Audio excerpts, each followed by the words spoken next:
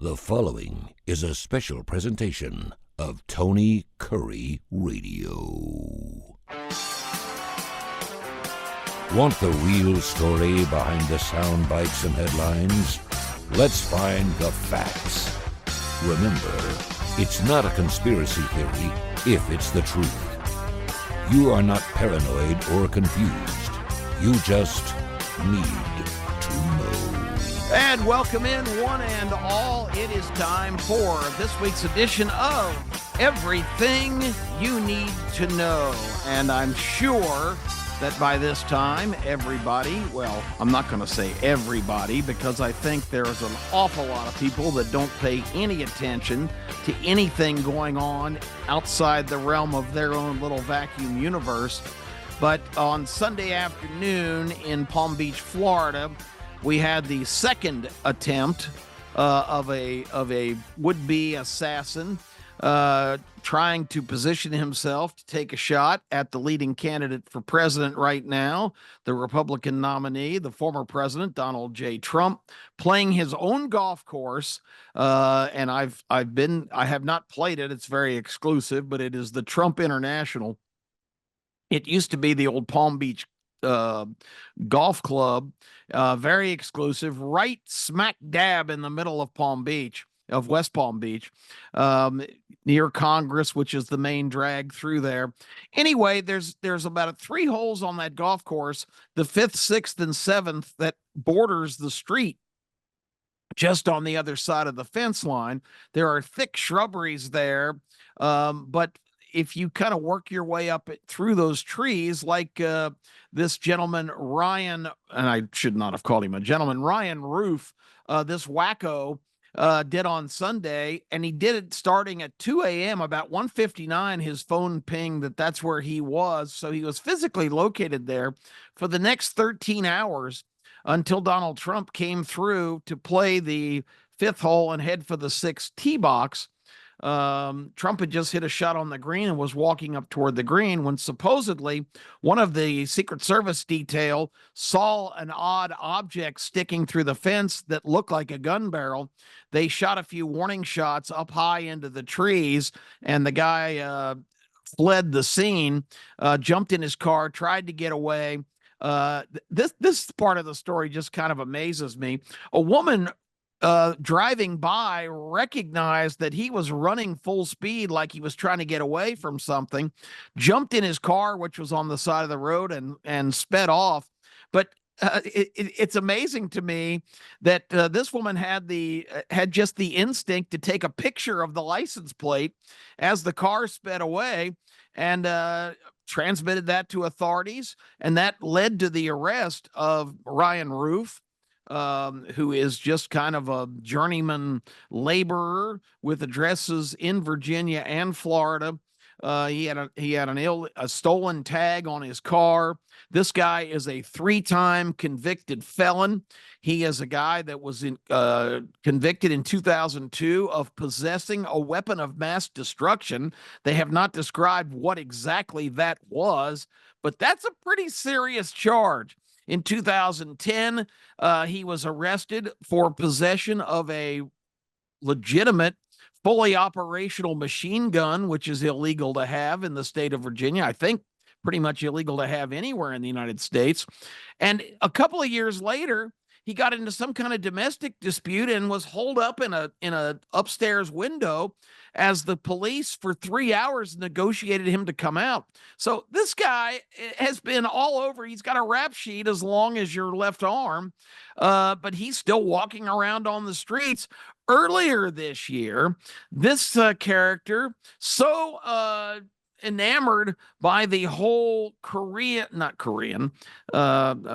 got to pardon me, I'm a little scatterbrained today, the whole Ukrainian Soviet war, he actually, and this guy's just maybe has $300 or $400 in his account. You don't even know how he's doing this, but he flies to Ukraine, where he's trying to recruit mercenary soldiers to join the effort of the Ukrainians to fight the evil Russians and Vladimir Putin. Now, in the meantime, he's written all kinds of crazy crap on his social media about Donald Trump and how he has ruined everything for Ukraine by being in support of Putin. And if he's elected, he's going to end that war, and all those Ukrainians would have died in vain trying to protect their country. He's going to give away a lot of their territory. I mean, just absolutely freaking out about that whole situation. And he also was very critical of the fact that in the first administration, Trump tore up the climate deal in Paris, tore up the nuclear agreement with Iran, which was an absolute joke, negotiated by John Kerry, maybe the stupidest, most pompous jackasses that's ever served in the United States government. At the time, he was Obama's Secretary of State. Anyway, this guy had a real bad red ass toward Donald Trump and was urging foreign operatives like the Iranians or the Afghans to put out hit squads and take this guy out. He said, for the good of the world, the planet's future, and global peace, Donald Trump cannot be allowed to serve in office. Well, I guess that rallying cry, he didn't raise very many mercenaries, but this guy was still persistent enough to get meetings with top-ranking Ukrainian officials while he was over there. Financed by who? Nobody knows. This guy is a real interesting cat. But comes back and apparently figured out that at Trump International, you have that series of holes just on the other side of the fence line. You've got to work your way through shrubbery, but there's a well-known kind of crease in the fence there. So he was set up in a great spot where he could have been theoretically about 100 yards from the former president when he walked up onto the fifth green. Well, supposedly that Secret Service agent saw the barrel of that weapon and quickly swung into action. The couple of guys accompanying Trump basically brought him to the ground and covered him while the warning fire was shot, and then whisked Trump away in a golf cart. Trumpist this morning complained that he's played his course 100 times and he had never gotten off to a better start. He already had a birdie on his card. He was facing a real makeable birdie putt on the fifth hole, and said, that my round got scrubbed, and so I'm not very happy about that. But it's just kind of some dark humor from him, because this is getting to be epidemic. And earlier this year, my radio partner, Terry Quillian, and I appeared on a national podcast show on the Salem Broadcast Network, and we talked about the desperation of the other side. They can't let Trump win. If Trump wins, all of the infrastructure that they've been building for a number of years is going to be thoroughly damaged. It's going to really cause a lot of years, really, of investment and building this infrastructure of transition and change. And remember, when Barack Obama was elected, his rallying cry was, America, we're going to transition America. The transition basically means that the Democrat Party and this extreme left-wing kind of mentality of massive central government, and the government being in charge of everything from industry to religion to education to energy to health care, every kind of appliance you can and can't use, every kind of vehicle you can and can't drive. These people fancy themselves as the elitist geniuses that should be making decisions that Americans make for themselves. And they don't believe in this whole concept, this whole audacious experiment that's America. They want to make America what Ronald Reagan warned against back in the 1980s when he said, America is a country with a government. It must never be the other way around, which of course means a government with a country.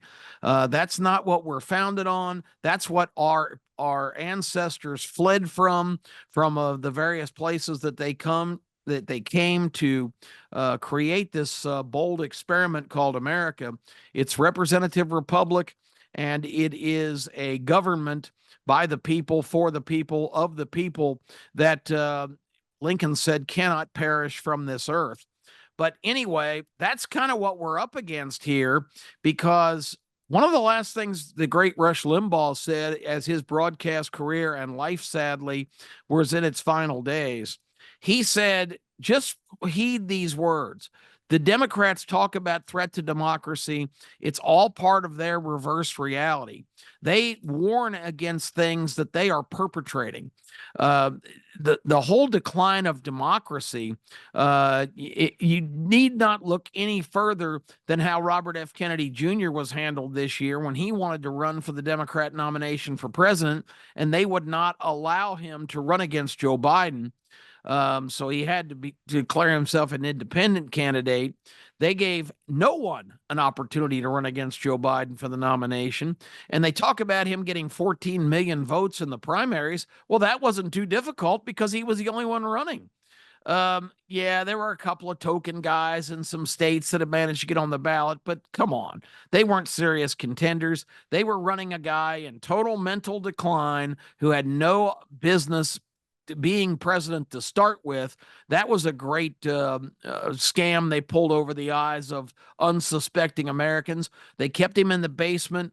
They kept him on the beach at Delaware. They limited his public appearances. They only trotted him out when they had to have the front man, while the real people pulling the strings behind the scenes conducted their business. And ask yourself now, since they've they executed a coup to get the sitting president out of office. They told him, you're not running for re-election, we're replacing you. Nancy Pelosi told him, we can either do this the hard way or the easy way. If you will just go ahead and step down and pass the mantle to Kamala Harris, then we will let you go honorably. We don't know how much financial incentive or what other pot sweeteners were involved in that deal. But Joe Biden, don't kid yourself. Joe Biden did not step down for the good of America. Joe Biden stepped down because they told him, you're out, Kamala's in. The internal polling we have says you're declining faster than a sinking boulder. We cannot win with you as the candidate. All of our analysis, all of our polling, all of our sophisticated systems say you can't possibly win. We have to change horses here in the middle of the stream. It was almost like having a boxer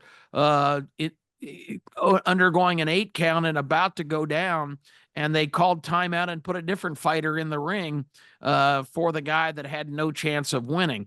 So don't believe for a second that Joe Biden stepped down willingly. Nancy Pelosi threatened him with getting the cabinet together, led by Kamala Harris, and executing the 25th Amendment, which is, if the cabinet votes unanimously to oust the president, then that's what takes place. And believe me, the way the Democrat Party runs that ship, it is when a decision is made at the highest levels, everybody steps in the line, because you don't see many independent Democrats. They vote pretty much as a block on everything, despite the fact that philosophically and ideologically, they are on completely different planets. You've got the wacko far leftists who just want to turn the government upside down here, make it just this giant payola of government spending. Who cares if the deficit is trillions of dollars? We're going to pass out money and predominantly pass out money to our friends and friendly corporations and associates. They talk about the Republicans giving tax breaks to billionaires. Ask yourself who the main financiers of the Democrat Party are right now. It's guys like the Rockefeller Foundation, ultra-left liberals, George Soros, probably the most severe left Marxist oriented person on earth, and his son now, who's running the operations. It's J.V. Fitzger, who's the governor of Illinois, extreme left, the heir to the Hyatt hotel fortune, a guy of just ridiculously high means. Zuckerberg and Gates and all of the major technology guys, all of these massive multi-billion corporations, all the pharmaceuticals, to suggest the Republicans are the party of the rich is laughable now, because the Republican Party has transformed into a populist movement of just regular folks, of hardworking, a lot of union people, a lot of folks in manufacturing. Really, if you look at a Trump rally, you don't see Brooks Brothers suits. You see a lot of folks in jeans and work shirts, and that's really the transition that's been made here. So a lot of what they say is they're projecting their own policy on the other side, just to completely keep everybody off balance as to what their real intentions are. I didn't want to really talk about the situation, but I needed to set it up, because when I started off talking about this assassination attempt, one of the things that's really interesting, and again, Trump has been lucky that some Secret Service operatives have been up to the task in these last two situations. But a lot of the problem is that there is not adequate security details with Donald Trump as he travels to rallies or goes out for a round of golf, or simply, goes out to shake some hands of voters, because the decisions that are being made by the Secret Service now, although this is the statistically leading candidate for president, a former president, but he is really not getting much more of a protection detail, which is authorized by the president himself. But we really don't have a president now. After Joe Biden's been kicked out of office, he spent just a handful of days at the White House in the last month. He's been on vacation of like 4 out of the last 6 weeks. One stretch, 3 weeks, a week on the beach in the Pacific, and then back to his Delaware beach house that he paid $3 million cash for a few years ago on a government worker's salary. Bottom line is, the president right now, the position of president is absentee. Biden is not doing anything official in office.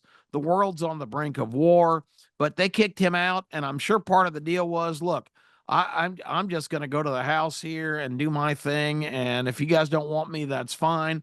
So there's just a vacuum, and Trump's detail has, even after the Butler near miss, where he was struck in the ear, missing by just a milliliter of a fatal shot to the side of his head, the detail has not really been increased much.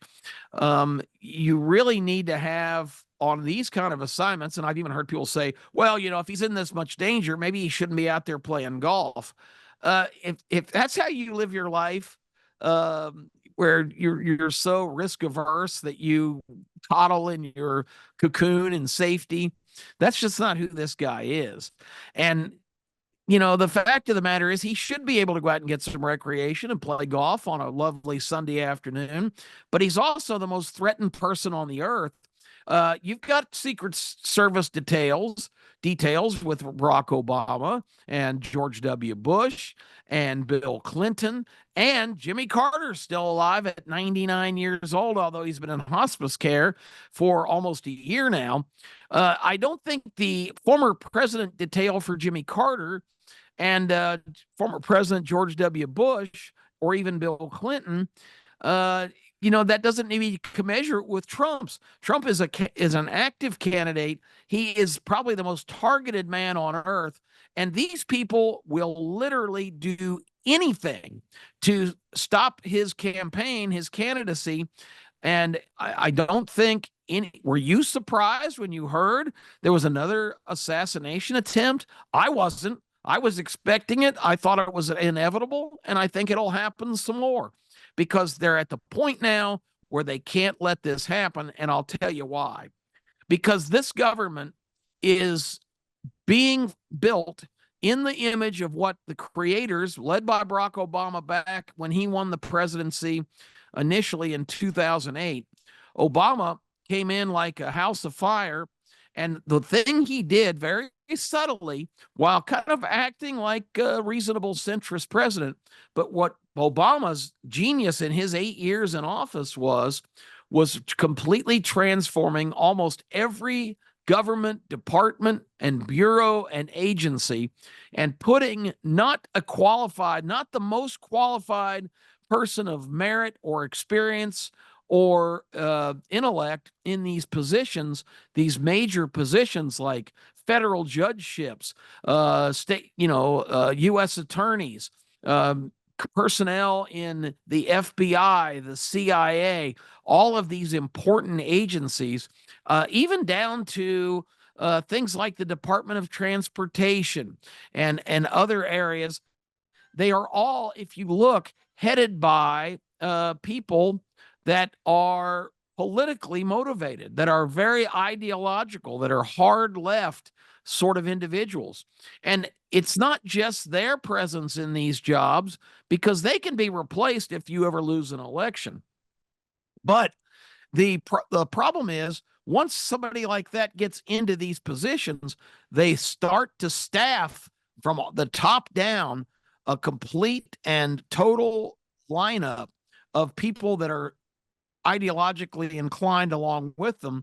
So now you've got all these agencies with all these government operatives that right now the laws don't allow you to get rid of, that that really kind of stock that whole branch of government. So in essence, a lot of the people making policies and enforcing rules and regulations and rolling out all of these things that affect your life are not people that you've elected. These are people that have been named and given their opportunities by the people appointed to these major bureaus and agencies. And once that becomes embedded, it's almost impossible to root out. But one of the reasons they can't allow Trump to win is because he's got a plan. He's found a legal avenue to kind of turn everything upside down in Washington. He talked about drain the swamp last time as a campaign slogan. This time, he's not actively saying it, but he is running on drain the swamp.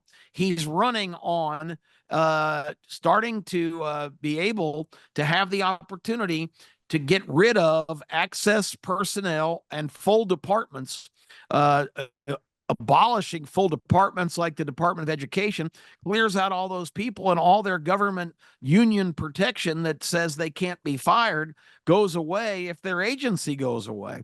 And not only that, but you've also got a big initiative.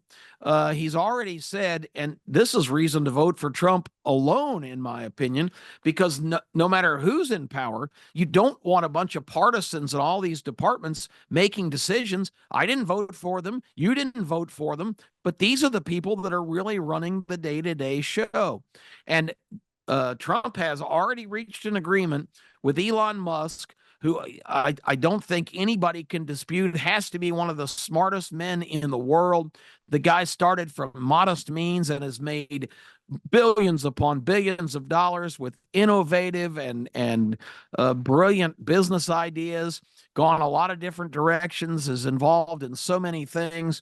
Bought Twitter for $45 billion a couple of years ago, which has at least created one platform that doesn't censor people's opinions.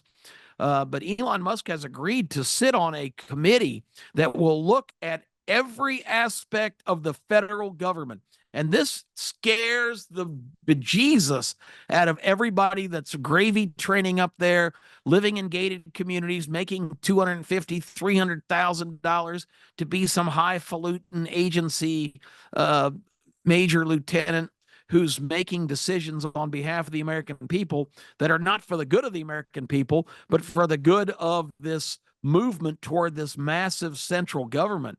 But Musk's committee will look at the efficiency, the expenditure, the justification, the staffing, the operations of every aspect of the federal government, and will make strong recommendations about what's necessary. And I don't think anybody, no matter how partisan you are, is anybody comfortable with the fact that the government is just bloated to the point of having, I don't even know what the current number is of federal employees, but it's absolutely astounding. All of this bragging by the Biden administration the last couple of years of how many jobs they were adding. Well, first of all, that's turned out to be BS, because it was just proven 2 weeks ago that almost 900,000 of the jobs they claimed that they created were never created at all. It was this was projections and different things based on models. They were not actual numbers. So that's an absolute fact, and you can look that up. But the highest percentage of jobs created by this administration, get ready for it. Guess what industry? Government. They were government jobs, hundreds of thousands of more government jobs. They have bureaucrats on top of bureaucrats, and all the bureaucrats have consultants, and all the bureaucrats have massive staffs. It is so totally out of control.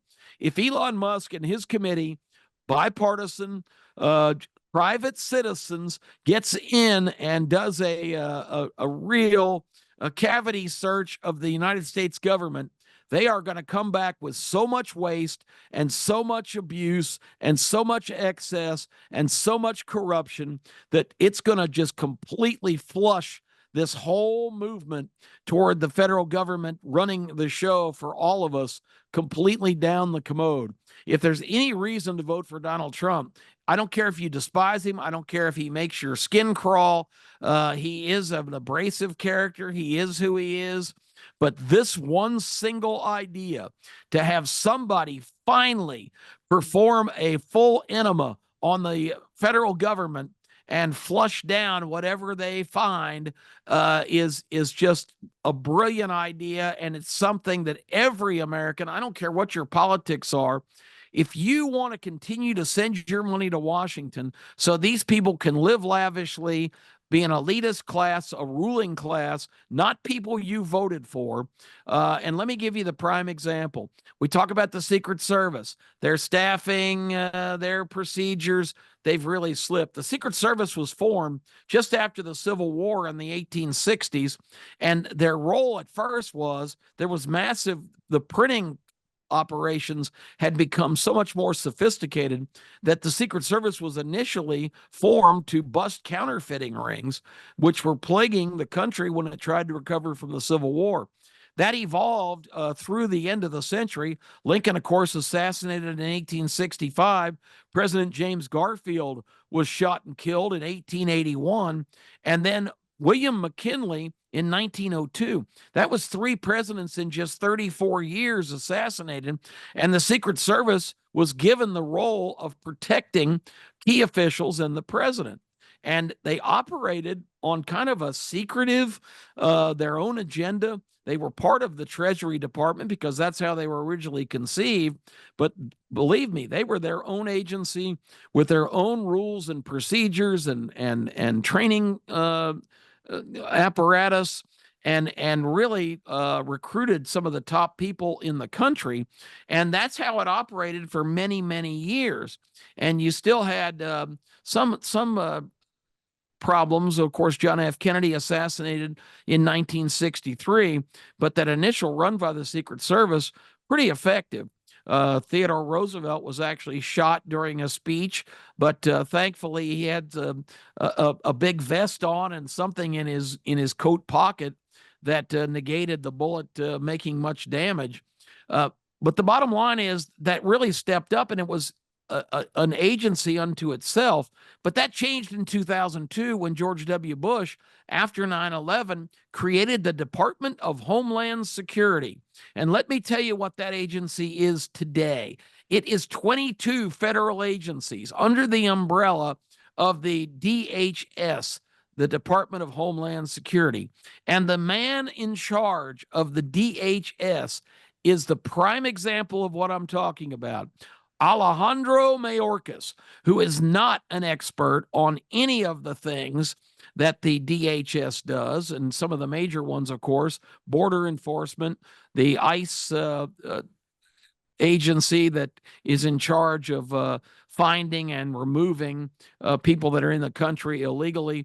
Of course, the other major one is the TSA when you fly. That's all part of DHS. A lot of different elements of the CIA and the FBI, different contemporary groups that work alongside. You can pull the list down on the internet. But the other one that was put under that umbrella was the U.S. Secret Service. And if you remember after 9/11, one of the huge complaints coming out of all the congressional investigations was that agencies in this country were not working together. It was even adversarial, where one agency would get some information and be leery of sharing it with another organization because they were worried that they wouldn't get the credit then when certain nefarious rings and individuals and plots are foiled. So in theory, it was a good idea to put everybody under one central group of different organizations in our government. But after 2 decades, it's a terrible idea, because what's happened, you've had all of these Democrat administrations, starting with Barack Obama, just handpicking these political operatives to run these agencies and these conglomerates of federal bureaus and departments. And it has eroded to the point where they're stocked with people that aren't qualified, that aren't there on their merit. They're there because of their politics. And now they're claiming that they don't have the proper resources to fully protect Trump, the most threatened man on earth and presidential candidate. Their budget is $8 billion a year just for the Secret Service. I don't know the number for DHS overall, but I'm sure it's north of 25, $30 billion. The president, with a stroke of a pen, can allocate more money, but it's not economics, folks. It's politics. That's what it is. Yeah, we've got to protect Trump, but we don't have to protect him because he's not the current president. We don't have to give full resources. We don't have to have people to sweep areas, which is routine. If a president's out in the open, and make sure that everything's secure. There's only one really non-secure area of that golf course, and that's where the guy set up. And for nobody to notice him sitting there for 12 hours is abominable. It's ridiculous. And it comes back down again. They're saying, well, we don't have enough resources to commit to protect everybody we need to protect. You don't need a whole squad around Jimmy Carter lying in bed at a hospice. You don't need a whole squad about George W. Bush, who's not under threat. He's been out of office for 20 years. He's not a guy that I think anybody's targeting. Bill Clinton's controversial, but he's on the right side of the fence. So the bottom line is, Trump is the most threatened man on earth. This agency needs to protect him, but it is bogged down in giant, bloated government BS. That's the first problem. And the second problem is they don't really want to protect him because they think, and they're right, he's an existential threat to everything they're trying to do. So food for thought. The Secret Service used to be its own entity and do its own thing, and now it's under the umbrella of government inefficiency and weak, awful leadership. The prime doubleheader, the daily double, if you will, of inefficiency and red tape and government inefficiency and lack of dysfunction, and total dysfunction, I should say. And that's the recipe leading to all of this chaos that we're seeing and just kind of shrugging off every week. Don't be surprised if in the next couple of weeks there'll be more of this kind of nonsense. Major candidate for president, whatever your politics are, this country doesn't work if those people are under constant threat and they're not being properly protected. Government bureaucracy doesn't work. Massive federal government doesn't work unless you're one of the people on the inside. And that is something that you need to be aware of here, and particularly you need to know. I'm Kip Kiefer. I appreciate everybody listening. I hope some nugget of information got out there that resonated with you today, that Secret Service needs to be its own entity. It doesn't need to be bogged down with 21 other agencies and run by perhaps the worst government official to ever be appointed to any post in the history of our country. We will talk to you next week at this same time. Thank you for tuning in. I'm Kip Kiefer. That's what you needed to know.